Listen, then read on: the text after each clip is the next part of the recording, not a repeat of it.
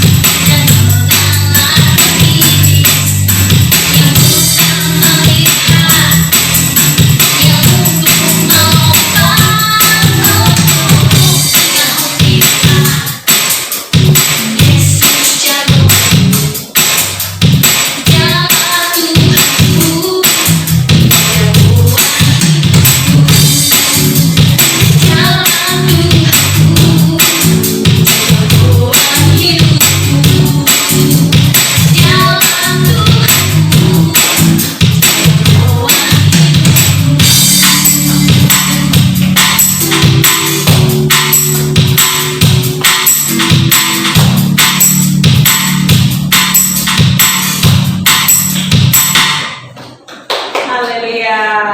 Silakan adik-adik yang tadi sudah berdiri boleh duduk. Sekarang kita mau masuk ke dalam firman Tuhan ya. Kita mau dengerin cerita firman Tuhan. Kita mau naikkan satu pujian, Tuhan inilah hidupku. Adik-adik yang fokus, yang sungguh-sungguh ya, biar kita bisa mendengarkan firman Tuhan dan mendapat sesuatu. Amin.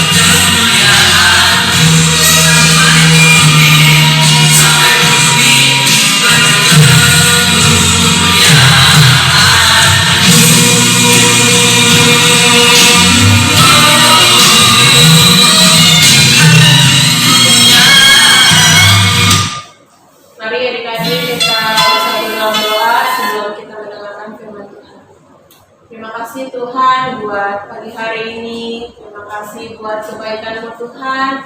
di mana kami, anak-anak sekolah minggu, kami terus setia Tuhan mengiring kepadamu Bapa. Ketika sebentar Tuhan kami ingin mendengarkan cerita firman-Mu, biarlah Tuhan memberkati setiap kami supaya kami boleh mengerti akan cerita yang dibawakan oleh hamba-Nya. Tuhan berkati kami semua Tuhan, hanya di dalam nama Yesus kami sudah berdoa dan mengucap syukur. Haleluya, amin. Selamat mendengarkan firman Tuhan adik-adik. Halo, salam adik-adik yang dikasihi oleh Tuhan Yesus Kristus. Apa kabarnya? Hari ini kita akan bersama-sama mendengarkan cerita firman Tuhan. Biarlah saat ini cerita firman Tuhan boleh memberkati semua buat adik-adik yang saat ini mengikuti ibadah online melalui media YouTube ini. Baik adik-adik yang dikasihi oleh Tuhan Yesus Kristus, saat ini kita akan langsung mendengarkan cerita firman Tuhan. Setelah tadi kita boleh memuji Tuhan, menyembah nama Tuhan, dan kita juga sudah berdoa. Baik adik-adik yang dikasihi oleh Tuhan Yesus Kristus, mari kita akan dengarkan cerita firman Tuhan. Persiapkan hati kita, persiapkan diri kita untuk mendengarkan cerita firman Tuhan hari ini. Adik-adik yang dikasihi oleh Tuhan Yesus, hari ini kakak mau bercerita tentang Naaman disembuhkan, ya. Naaman disembuhkan. Bagaimana ceritanya dan siapa sih yang menyembuhkan Naaman itu? Dan sebenarnya Naaman sakit apa kok bisa disembuhkan? Ceritanya begini adik-adik yang dikasihi oleh Tuhan Yesus Kristus. Di negeri Aram, ya. Di negeri Aram hiduplah seorang gadis kecil, ya. Gadis kecil ini adalah seorang budak. Budak itu adalah kalau orang bilang itu orang yang dijadikan disuruh membantu untuk bekerja di sebuah rumah ataupun di dalam sebuah keluarga, ya. Yang diambil dari keluarganya di Israel. Jadi budak kecil ini adalah ataupun anak kecil, perempuan kecil ini adalah orang Israel adik-adik, yang diambil dari orang-orang Israel, ya, di mana dia dijadikan budak oleh siapa? Oleh keluarga Pak Naaman. Jadi budak ataupun gadis kecil ini membantu kehidupan keluarga Pak Naaman. Disuruh ini harus mengerjakan ini, disuruh itu harus mengerjakan apapun yang disuruh oleh keluarga Pak Naaman. Dan Pak Naaman adalah seorang perwira adik-adik. Kalau namanya perwira, dia itu adalah seorang yang itu tentara, ya, yang sewaktu-waktu pergi berperang, ya, sewaktu-waktu harus berhadapan dengan musuh yang harus mereka perangi, ya. Dan dia ataupun Pak Naaman ini adalah seorang perwira yang terpandang di mana? Pasukan, ya, pasukan di kerajaan Aram itu sendiri. Jadi Pak Naaman itu perwira yang terpandang, ya, di mana? Di pasukan kerajaan Aram. Tetapi ada sesuatu hal yang terjadi adik. Apakah itu? Ternyata Pak Naaman ini punya penyakit, ya. Ternyata Pak Naaman ini sedang sakit, yaitu sakit apa adik-adik? Sakit kusta, ya. Sakit kusta. Jadi kulitnya ada bercak-bercak putih, ya, ada luka-luka dan lain sebagainya adik-adik. Jadi Pak Naaman ini sebagai seorang yang terpandang, sebagai punya kedudukan perwira di kerajaan, tapi dia punya penyakit yaitu apa? Sakit apa? Sakit kusta adik-adik. Nah, suatu hari gadis kecil ini tadi, ya, yang diambil dari salah satu keluarga orang Israel itu memberitahu kepada istri Pak Naaman, ya, bahwa Pak Naaman itu bisa disembuhkan ataupun bisa sembuh dari penyakit kusta dengan cara bagaimana? Dia disuruh untuk pergi menemui siapa? Nabi yang ada di Samaria. Jadi Pak Naaman ini bisa sembuh asal dia pergi menemui nabi, seorang nabi yang ada di siapa? Di di Samaria. Kenapa adik-adik yang dikasihi Tuhan? Karena Naaman ini sudah putus asa, ya. Dia sudah bingung lagi mau mencari pertolongan kepada siapa lagi. Sudah minta tolong ke tabib ataupun mungkin ke dukun, ke orang pintar, ataupun pakai obat-obatan. Ternyata tidak bisa sembuh adik-adik. Jadi Naaman udah putus asa. Buat adik-adik yang dikasihi Tuhan, jangan putus asa, ya. Kalau kita mengalami kesulitan, kita punya Tuhan yang sanggup menolong hidup kita, ya.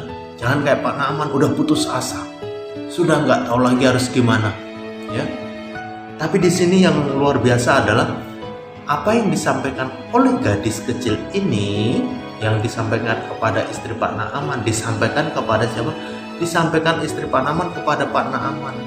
Aku mendengar dari gadis kecil, ya, yang dari Israel ini, dia bercerita bahwa engkau bisa sembuh asal ketemu Nabi di Samaria. Akhirnya adik-adik yang dikasihi Tuhan, Pak Naaman ini akhirnya mendengarkan apa yang disampaikan oleh istrinya, ya, yang dia dapat dari gadis kecil itu. Akhirnya Pak Naaman pun berangkat menuju ke Israel, ya. Dia membawa banyak sekali, yaitu hadiah yang dia persiapkan. Dia membawa emas, dia membawa harta benda yang berharga yang akan diberikan kepada Raja Israel. Dan di situ juga Raja Aram juga memberikan surat kepada siapa? Kepada Naaman, supaya disampaikan kepada Raja Israel dengan pesan begini adik, tolong sembuhkan hambaku Naaman, ya. Ketika Raja Israel menerima surat itu, dia marah dan kesal. Emangnya saya Tuhan bisa menyembuhkan Naaman? Ya. Emangnya saya Tuhan bisa membuat Naaman sembuh dari penyakit kustanya? Ya. Mungkin di sini Raja Aram ini juga tidak tahu bahwa sesungguhnya yang bisa menyembuhkan itu bukan rajanya, bukan Raja Israel, tapi adalah seorang nabi yang diurapi oleh Allah, ya. Tapi surat ini ditujukan kepada siapa? Kepada Raja Israel. Makanya Raja Israel kesal banget adik-adik yang dikasihi Tuhan. Akhirnya apa yang terjadi? Seorang nabi yang dimaksud itu mendengar bahwa Raja Israel begitu kesal, ya. Seorang nabi yang di Samaria ini mendengar kekesalan siapa? Raja Israel, yang kesal bahwa dia merasa bahwa surat itu seolah memojokkan dirinya, bahwa Raja Israel bukanlah Tuhan yang bisa menyembuhkan, ya. Yaitu siapa? Nabi ini adalah Nabi Elisa, ya. Nabi Elisa akhirnya mendengar apa yang menjadi keluhan Raja Israel ini. Nabi Elisa pun mengundang siapa? Mengundang Naaman, ya. Nabi Elisa pun mengundang Naaman supaya datang ke tempat Nabi Elisa berada, ya. Maka Naaman pun akhirnya berangkat menuju ke tempat kediaman siapa? Kediaman Nabi Elisa untuk menjumpai Nabi Elisa, ya. Tetapi pada saat Naaman dengan gagahnya naik kuda dengan semua harta benda yang dia persiapkan untuk diberikan kepada siapa yang bisa menyembuhkan, ternyata Naaman tidak disambut seperti seorang yang terhormat, seorang yang terpandang. Jadi bagaimana? Naaman disambut oleh siapa? Bujangnya. Bujang itu pembantunya, pesuruhnya siapa? Nabi Elisa. Siapakah itu? Gehazi. Jadi Gehazi yang menemui siapa? Yang menemui Naaman. Sementara Naaman pengennya yang nemuin langsung siapa? Nabi Elisa, ya. Mungkin Naaman pun merasa kesal. Oh, kok yang nemuin saya cuma pembantunya nih? Nabi Elisanya mana? Padahal saya mau ketemu Nabi Elisa, ya. Di sini Naaman merasa, saya ini orang terpandang, saya ini orang yang luar biasa, punya pengaruh. Kenapa yang menemui kamu? Ya. Kenapa yang menemui bukan Nabi Elisa? Sombong sekali Naaman ini. Dan yang lebih parah lagi apa yang terjadi adik-adik? Ternyata Nabi Elisa berpesan supaya apa? Supaya Naaman menceburkan diri ke sungai apa, adik-adik? Sungai Yordan, adik-adik. Naaman disuruh menceburkan diri ke sungai Yordan berapa kali? 7 kali, ya.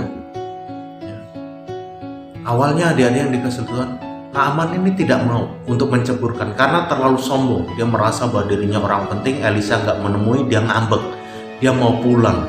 Tapi hamba-hambanya, pengikut-pengikut Naaman berbicara.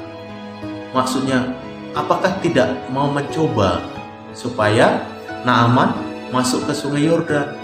Siapa tahu memang betul bahwa nanti Naaman akan sembuh.